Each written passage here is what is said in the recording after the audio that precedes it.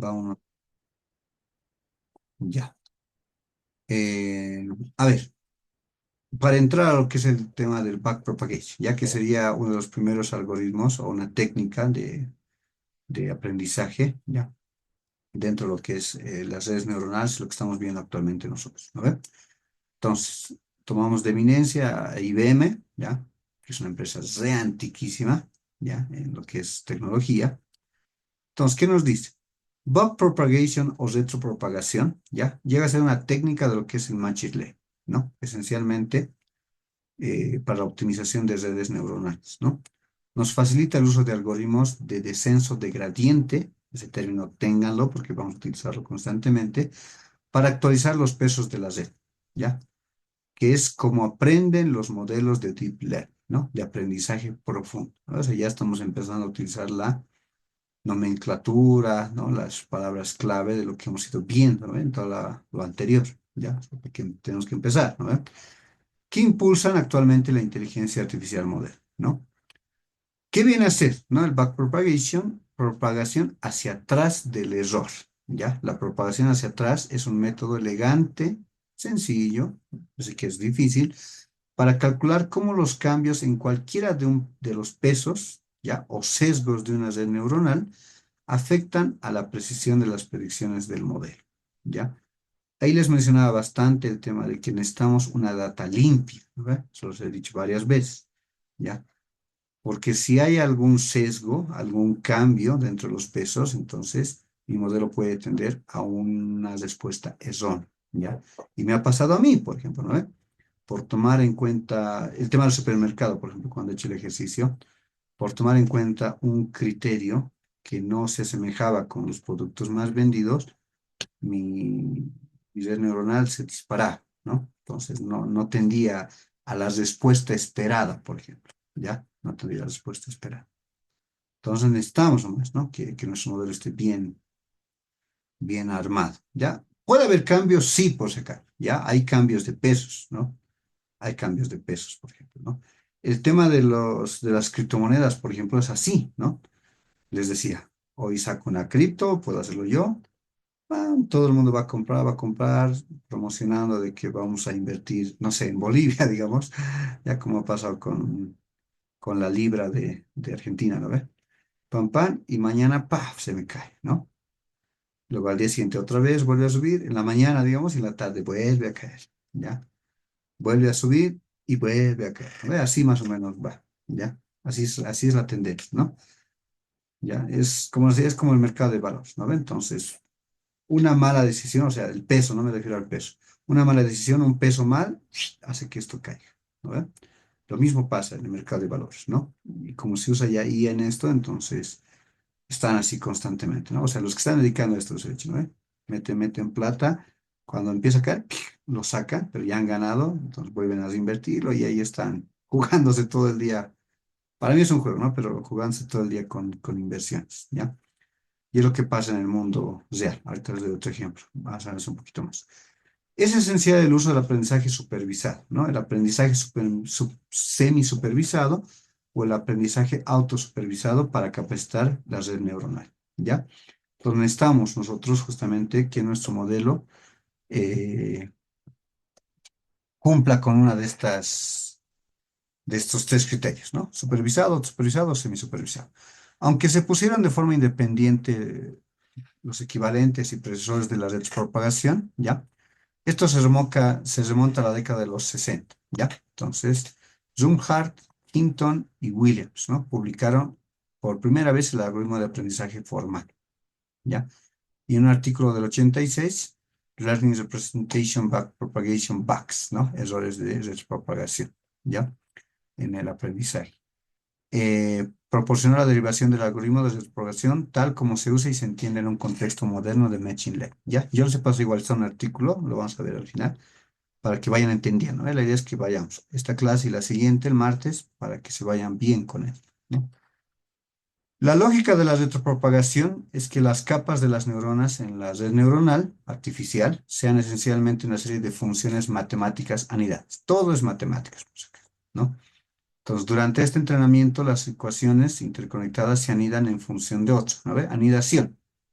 anidación, anidación, ¿ya? O sea, se van uniendo, ¿ves? Anidar, ¿ya? Anidar, simplemente, para que se entienda el término. Una función de pérdida que mide la diferencia entre la salida deseada para una entrada dada y la salida real de la red neuronal. ¿No? Es lo que hemos ido viendo por si acaso, ¿ya? Siempre se espera una salida deseada, ¿no ve? Por eso hay un algoritmo de entrenamiento. ¿Se acuerdan de la I y del uno? ¿No ve? Perdón, del cero al 1, del cero al 9, ¿no ve? Nuestro algoritmo que hemos hecho. Y mi uno nunca lo he leído. Lo he hecho con 5, con 10 y con 20 y al final no lo he leído, ¿no ve? Lo he hecho con 38. En el 38 sí me ha salido bien, ¿ya? Tal vez un poquito antes, ¿no? He probado subiendo, pero esa es la idea, ¿no? La idea esperada, la salida esperada, ya era el uno, pero me decía que era un cero, ¿recuerdan eso? ¿No ve? Entonces, eso, por ejemplo, es un mal entrenamiento, ¿no ve? Entonces, algo no está cuadrando bien, algún peso no está cuadrando bien, ¿ya? Algún peso, tal vez necesito unos de otro tipo, ¿no ve? Unos de otro tipo para ese uno que había probado, ¿ya? Entonces acá entra lo que es la regla de la cadena, ¿no? Es un principio de cálculo, por si acaso, así es que recuerden eso, ¿no? Para calcular la tasa a la que cada neurona contribuye a su pérdida general, ¿no? Entonces, con esto podemos calcular el impacto de los cambios en cualquier variable, ¿no? Entonces, cualquier peso o sesgo dentro de las ecuaciones que representen esas neuronas, ¿no? La idea se basa siempre en el tema de los pesos y el otro es el tema del error, ¿no? De la pérdida, ¿ya?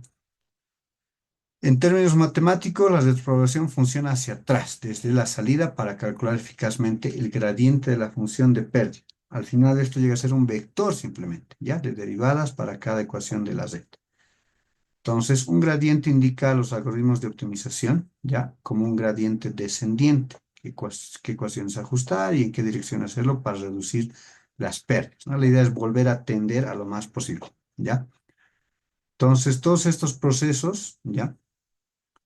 Eh, nos ayudan a aprender, ¿no? Prácticamente. Y los modelos de aprendizaje profundo justamente van viendo, ¿no? El tema de la pérdida, el tema del error, ¿ya? La propagación hacia atrás, la retropropagación, ¿no? Y el descenso en gradiente, ¿ya? Entonces, esos tres conceptos. Pérdida, ¿ya? Que va a ser el error, la retropropagación y el algoritmo del descenso de gradiente, ¿ya? Es lo que necesitamos conocer para esto del entrenamiento de las redes neuronales. Entonces, ¿cómo funciona la red neuronal? Ya lo hemos ido viendo, ¿no? Ya lo han visto como tal. La estructura también ya la han ido viendo ustedes, ¿no? Pero acá te da un ejemplo mucho más eh, de cómputo, ¿ya? Una red neuronal tiene como objetivo imitar, ¿no ve? La estructura del cerebro humano, ¿ya? Una red neuronal se conforman por nodos que están interconectados para lo que nosotros es neurona dentro de nuestro cerebro, ¿ya? Están dispuestos en capas también, ¿no?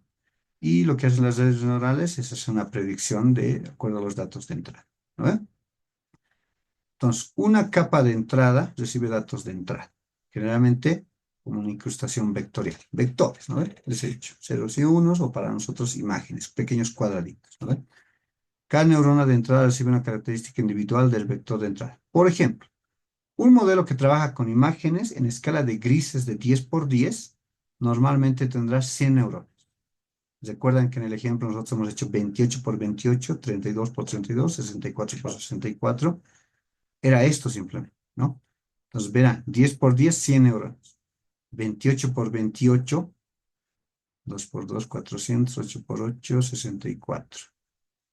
No sé si es, creo que sí, 464 neuronas, ¿no? No, 1600, a ver si alguien me corrige, ¿ya? Pero creo que sí, 660, perdón, 464 neuronas, ¿no?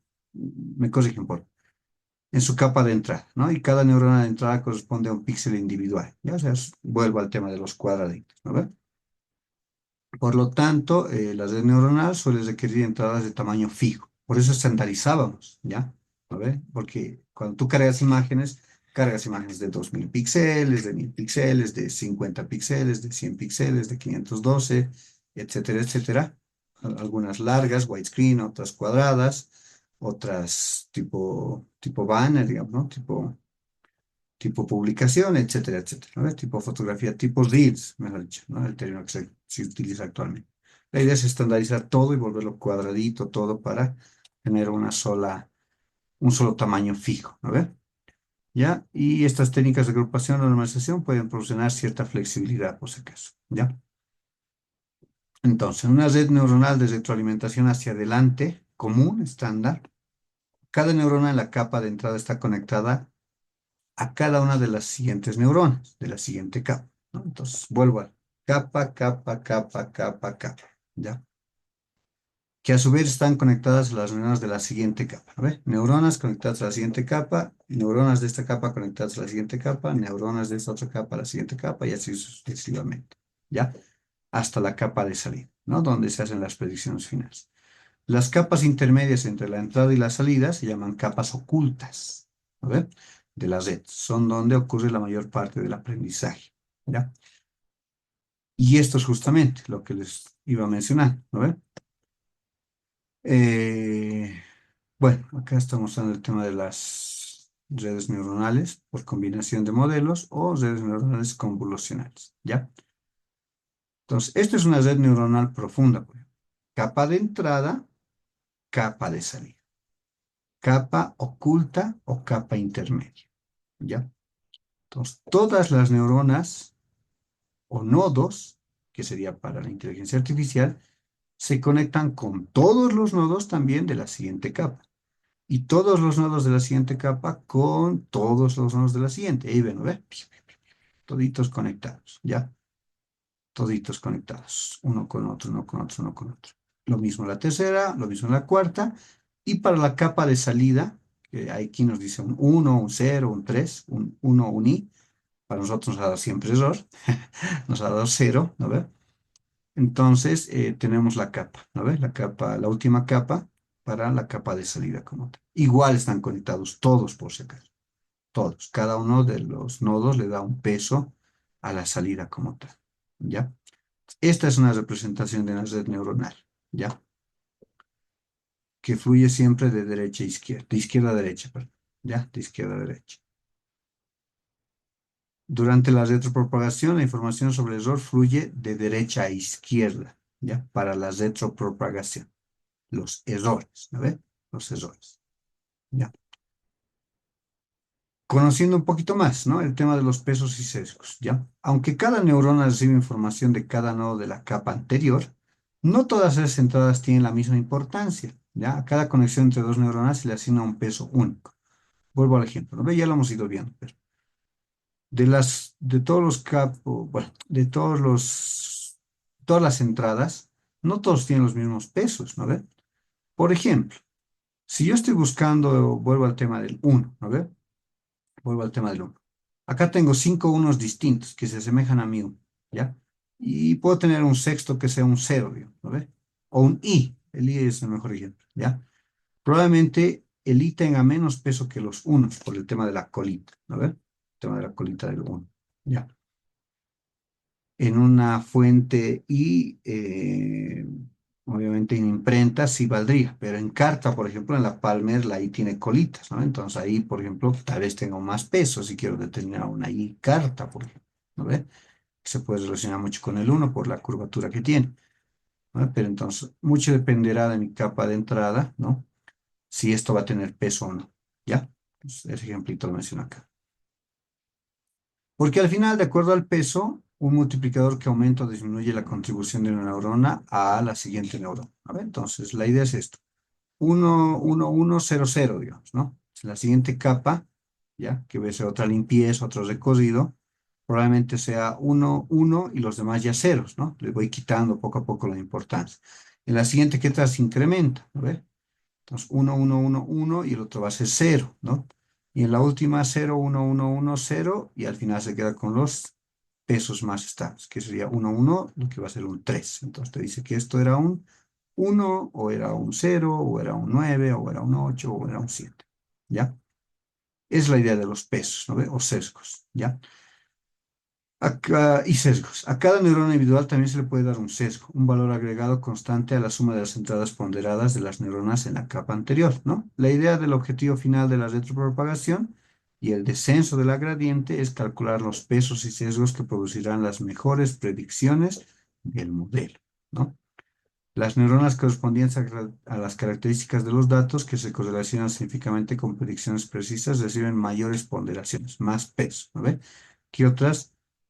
¿Qué se les puede dar? Pesos cercanos a cero, ¿no? Para mí siempre 0 o 1, ¿no? Lo más entendible. O -1, ¿no ve? Como decíamos en los ejemplos, ¿ya?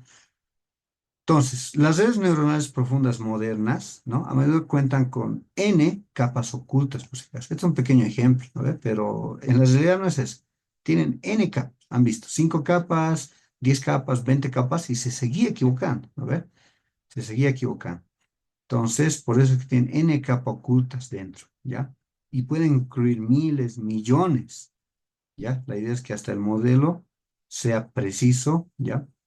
Pueda dar una respuesta correcta, ¿no? Esa es la idea, por si acaso, ¿ya? Esa es la idea. En el caso de los grandes modelos lingüísticos, la LLM, por ejemplo, tiene miles de millones de parámetros ajustados. Miles de millones, que hace en cuestión de segundos, ¿no ve? Se procesa esa información, ¿ya? Es complicado, ¿sabes? Volviendo al tema de la retropropagación, ¿ya? Funciones de activación. Como les digo, ya los hemos ido viendo, ¿no? Pero poco a poco ya estamos entrando en más, porque si les meto de lleno, se van a perder. Ya sé cómo es. Entonces, la función de activación, ¿no? Ya viendo en términos matemáticos, términos informáticos, términos de tecnología, cada neurona está configurada para realizar una operación matemática, ¿ya? Llamada la función de activación, ¿ya? ¿Qué viene a ser la función de activación? La suma de las entradas ponderadas de peso variable que reciben los nodos de la capa anterior. Vuelvo al ejemplo. Sumar, simplemente sumar. Todos acá tenían 1, acá probablemente sean 0, 1, 1, 1, 0. ¿No ve? Van perdiendo peso, van ganando peso, ¿ya? Para la última capa como tal. Y cada capa, como les decía, puede ser la sombra, el negativo, el contorno, la escala de grises, la escala de colores, ¿no ve? Capas de una imagen, por ejemplo, ¿no? Los vectores del borde, ¿no? El borde que sea blanco, etcétera, etcétera.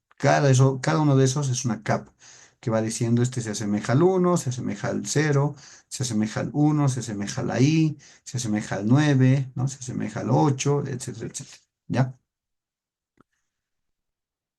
Las funciones de activación introducen la no linealidad, ¿no? Lo que permite que el modelo capture patrones complejos en los datos de entrada y gradientes de rendimiento que se pueden ir optimizando, ¿ya? Entonces, el uso de las funciones de activación lineal es esencialmente colapsa la red neuronal, ¿ya? En un modelo de regresión lineal. O sea, tiende a ser una regresión lineal. Va a tender, ¿no? Va a tender siempre hacia algún punto. Las más comunes, la sigmoide, que ya hemos visto, ¿no? Ceros y unos. La tangente hiperbólica, -1 y 1. La unidad lineal rectificada, la ReLU. Cero si es negativa y sin cambios en cada positivo, ¿ya? La softmax, que convierte el vector de entradas en 0 a 1 y van sumando colectivamente, ¿ya? Entonces, probablemente ahí tengamos 2, 3, 4. En cambio, en las ReLU no hay cambios cuando se mantiene positivo, ¿no ve? Solamente el 0 se va a desaparecer. Vuelvo al mismo tema, ¿no? Ceros y unos en las ReLU se mantiene, ¿no ve? En el caso de la softmax se incrementa, ¿no? En el caso de la hiperbólica es 1 o -1, ¿no? ¿Ya? Y en el caso de la sigmoide, lo que estábamos mencionando, ¿ves? Ceros y unos. Consideramos una hipotética unidad oculta Z con una función de activación, por ejemplo, tangente hiperbólica, ¿no? Y un término de sesgo T. En la segunda capa de una red neuronal con 3 nodos de entrada A, B y C, en su capa de entrada, cada una de esas conexiones entre los nodos de entrada y el nodo Z tiene un peso único B doble, ¿no? Podemos describir el valor de la salida, que el nodo Z pasará a las neuronas. Es la función que estábamos viendo. Simplemente es eso, ¿verdad? Entonces, acá tenemos un ejemplito. Esta neurona está conectada a las neuronas de la siguiente capa, ¿no ve? Lo mismo. Capa 1, capa 2, capa 3, ¿ya? Esa ecuación para Z es, por lo tanto, parte de las funciones de activación en la siguiente capa y por extensión también parte de cada función de activación, ¿ya? Para cualquier neurona en cualquier capa posterior. Entonces acá tenemos tres ejemplos, las de luz, la tangente y la sigmoide, ¿ya? Entonces, de acuerdo al gráfico, a ver, la sigmoide, por ejemplo, su función de activación, ¿ya? Basada en x, 1/1 más e a la menos x. La tangente, ¿ya? Su función de activación, e a la menos x menos e a la menos x sobre e a la menos x más e a la menos x, ¿no? Y la función de activación de las de LU, el máximo entre 0 y X. Más sencillo, ¿no ve? Más sencillo, ¿ya? Entonces, vamos a ir conociendo estos, ¿no? Matemáticamente, como os digo, es un poquito complejo, poquillo, tampoco es tanto. No sé si han llevado cálculo 2, ¿en qué? ¿Hasta qué? No he visto eso de cálculo. ¿Lleva? Cálculo 1, 2, 3, 4. ¿Hasta qué cálculo llevan? Ustedes conocen su peso. ¿Nadie? Chachos. Aunque sea en el chat. ¿O quién quería hablar? Nadie. ¿Qué ha pasado? Ya. Gráficas, ¿no? Ah, verdad. La bolivariana hacen convalidaciones a los técnicos, ¿no? Para hacer la licenciatura. Verdad, verdad, verdad. Tienen que repasar gráficas. Ya, a ver, les voy a dar ¿no? Yo aprendí con el del Chungarita, su libro. Ah, pues le estoy hablando hace 20 años atrás ya es, que yo paso a cálculo 1 y 2. 19 años atrás. Ya. Tienen que aprender gráficos. No, que hay tecnología, pero repase, ya, o sea, les digo que repase. Porque si no entiende lo que es una gráfica y una función, o sea, es funciones y gráficas nomás, complicado, ¿no? ¿Ve? Este probablemente se puede ver. Si x empieza con valor -1, ¿no? Será acá abajo, ¿no ve? En este caso es 0. En el siguiente sigue siendo 0 y en el siguiente es 1. ¿Ya? Entonces, como x es 1, tiende a subir, ¿no ve? El máximo. Si en el siguiente sigue siendo 1, tendrá una recta acá, por ejemplo, ¿no ve? O sea, gráficas. Simplemente es reemplazar valores acá en la x e ir viendo los puntos que van a ir graficando, ¿ya? Para los que no han visto esa partecita, ¿ya? Pero repasen. Repasen, repasen, porque para explicar inteligencia artificial necesitamos entender gráficas, ¿ya? Y es harta gráfica la que se genera. Vemos a diferentes tipos de gráficas, ¿ya? Para que vean. Y hay que usar la correcta, por si acaso, ¿no? Porque